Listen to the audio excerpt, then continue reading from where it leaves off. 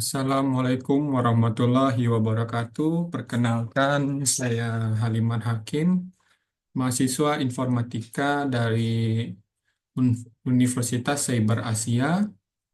Pada video kali ini saya akan mempresentasikan hasil dari ujian tengah semester yang telah saya kerjakan di mata kuliah Metodologi Penelitian Teknologi Informasi yang diampu oleh dosen Bapak Dr. Ucuk Darussalam STMT. Pada video kali ini eh, saya dimintakan presentasi un- dari salah satu paper yang dibaca pada IEE Access. Nah, berikut petunjuk pengejaan. Eh, Jawaban diunggah dalam forum UTS dalam bentuk link YouTube.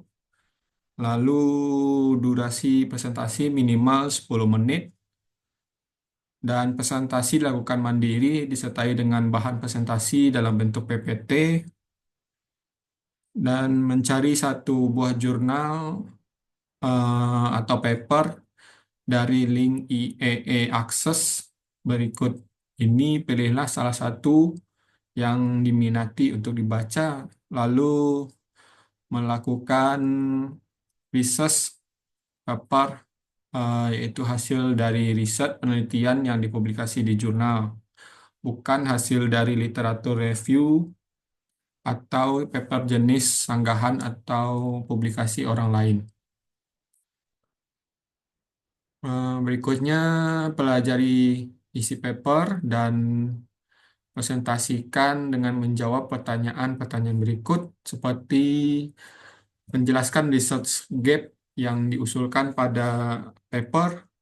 Yang kedua, kelemahan metode yang ada dari gambar state of the art. Ketiga, usulan metode penelitian yang diusul untuk mengatasi kelemahan common method used to solve the problem. Yang keempat, menjelaskan keunggulan metode usulan. Yang kelima, menjelaskan apakah hasil dari metode usulan mengatasi permasalahan dan memiliki parameter yang lebih unggul dari common method. Dan yang terakhir yaitu menjelaskan finding yang diperoleh dari hasil penelitian dalam paper. Pada paper kali ini saya akan mengambil dari machine learning and OLAP atau online analytical processing on big COVID-19 data. Berikut jurnal yang saya gunakan. Langsung saja saya buka dengan mempresentasi dengan judul Machine Learning and Online Analytical Processing on Big COVID-19 Data. Dan source-nya dapat diambil di link berikut. Oke, pada research gap, yang pertama fokus penelitian terbatas pada statistik dasar, yaitu sebagian besar studi mengenai data epidemiologi COVID-19 hanya menampilkan data agregat. Yang kedua, kurangnya analisis multidimensional dan prediktif, seperti tidak menyediakan analisis hubungan antar atribut, misalnya antara usia, jenis kelamin, gejala, status rawat inap, dan hasil klinis. Yang berikutnya lebih fokus pada prediksi jumlah kasus atau trend forecasting daripada hasil klinis individual. Yang ketiga, minimnya pemanfaatan frequent pattern mining. Sebagian besar studi tidak mengeksplorasi pola-pola kombinasi atribut atau tidak mengembangkan aturan klasifikasi asosiatif berdasarkan pola historis untuk prediksi individual. Kelemahan metode state of the art yaitu yang pertama kurangnya integrasi antara machine learning dan online analytical processing, yaitu banyaknya pendekatan hanya menggunakan salah satu dari keduanya. Padahal online analytical processing berguna untuk eksplorasi data multidimensi dan machine learning efektif untuk prediksi dan klasifikasi. Yang kedua, skalabilitas terhadap data yang besar, yaitu beberapa metode tidak dioptimalkan untuk skala data yang lebih besar seperti yang terjadi selama pandemi COVID-19. Yang ketiga, waktu pemrosesan dan efisiensi yang rendah, yaitu proses analitik menjadi lebih lambat jika hanya mengandalkan query online, analytical processing, atau metode machine learning tradisional tanpa optimasi pada big data. Berikutnya usulan metode penelitian ada tiga, yaitu menggabungkan teknologi big data,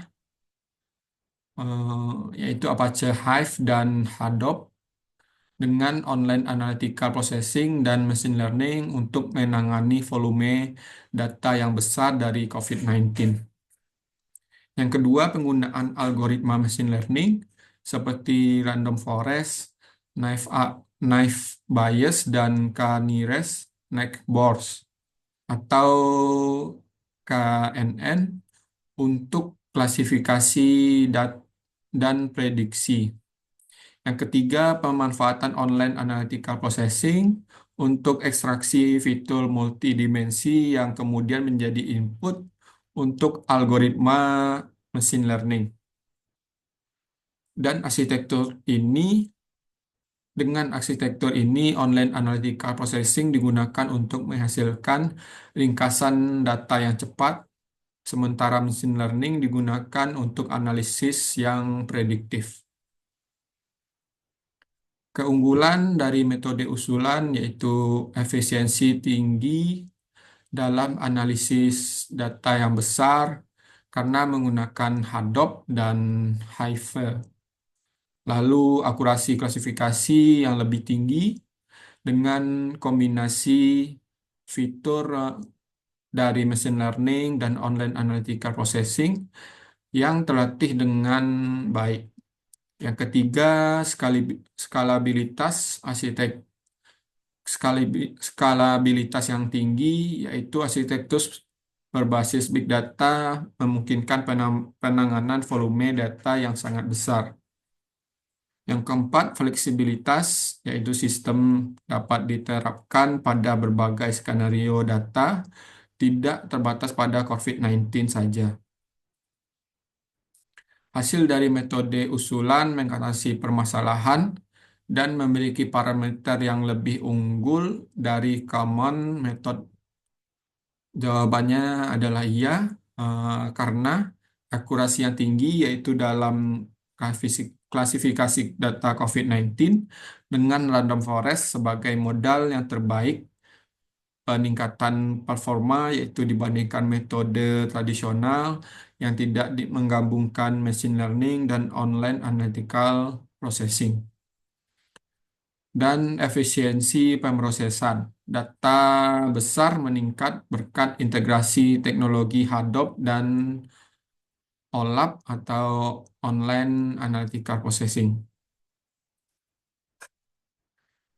Berikutnya findings dari hasil penelitian ini.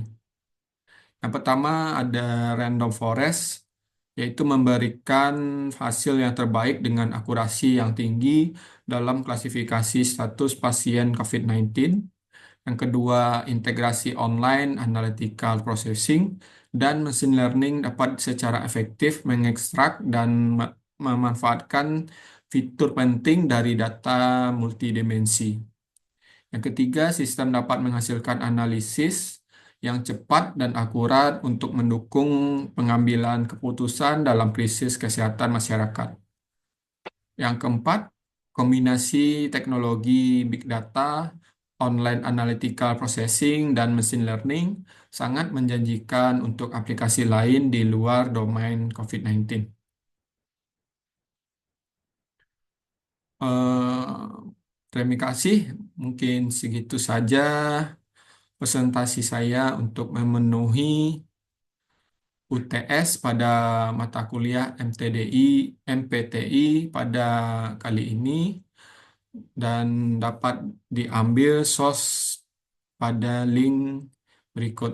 Semoga apa yang saya sampaikan dapat bermanfaat dan mendapatkan hasil yang maksimal. Terakhir, wassalamualaikum warahmatullahi wabarakatuh.